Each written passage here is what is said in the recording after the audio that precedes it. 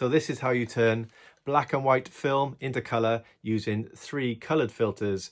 These weren't expensive and neither was a camera, and the results are very creative and quite interesting. Check this out. Black and white. So the first thing I do, I'm using Affinity Photo. You could use Photoshop or you could use Lightroom. I open a new stack and I add the images, and this has got an automatically align images option. Not quite sure exactly what that does, but it doesn't matter. So then I've got my images. So I've got the first image I took, which was with a red filter. Then that's stacked on top of the one which is taken with a green filter. Then underneath that in the stack is the one taken with the blue filter. I change the blend mode to screen on each photo. Then I add a channel mixer. You could use curves adjustment or your channel mixer on in Photoshop or Affinity Photo. For the red photograph that was taken with the red filter, I make sure red is at 100%, then green is set to 0, blue is set to 0 for this one. Then for the red photograph, for the green photograph, it was taken with a green filter, I make sure blue is set to 0 and red is set to 0. And so it should only be green at 100%. So that's all it's going to show is green. And with blue, you just want blue showing and the rest red at 0, green at 0. Blue is 100%. So it's all it's going to show is blue through the channel. So if I turn that on now, let's turn these off. For the red one, I'm only going to see red. For the photograph, which is black and white, taken with the green filter, when I turn that on, you're only going to see green. And it's going to be the same with the blue. But when you mix them all together, because they're on screen, which is a transparency, there's your red. That's with black and white. Change it to that with the green showing only, and then you get a color photograph. What I love is this creativeness of it. You get these, if something's moving, which was grass was moving in front of the lens between each shot, you get these lovely strange effects. If it was people walking in front, you'd get people walking. If it was cars, you'd have different color cars. So it's quite creative. That's what I like about it. This had a lot of dust on a negative, especially the one which was taken with a green filter.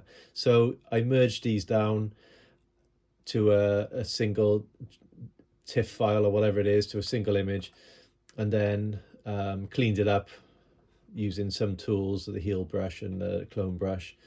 Then I changed the brightness a bit just to make it a bit better. And that's what you get. If there was nothing moving at all, here's a shot I took in a park, in Butte Park. This was literally just all black and white. If you see them all stacked together, then you put you filter your channels with a channel mixer, and you will get that.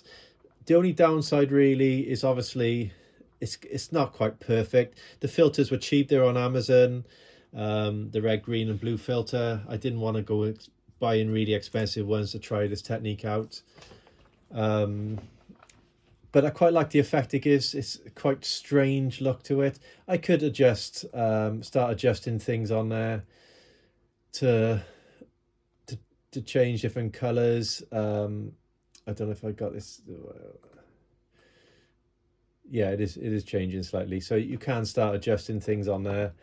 Yeah, you've got quite a lot of options really with this to do fun things. But that's a completely static. There's hardly anything moving. There was a bit of movement and a bit of grass. You can see a bit of green channel coming through. But this I really like. The photo's nice anyway. That's Castle Cork in Cardiff in Wales. But I like these little things that have come along, and you can see there's not much blue movement. So between the green and the blue, there wasn't much wind by the looks of it. I used a timer on this as well, so I wasn't moving the camera. And you've got to change the lens. You've got to be quite gentle when you're changing the lens, otherwise you're going to move the camera, and you will get a bit of movement like that. The trees moved there a bit. The first one I tried it on was this one here. This was taken in a local park.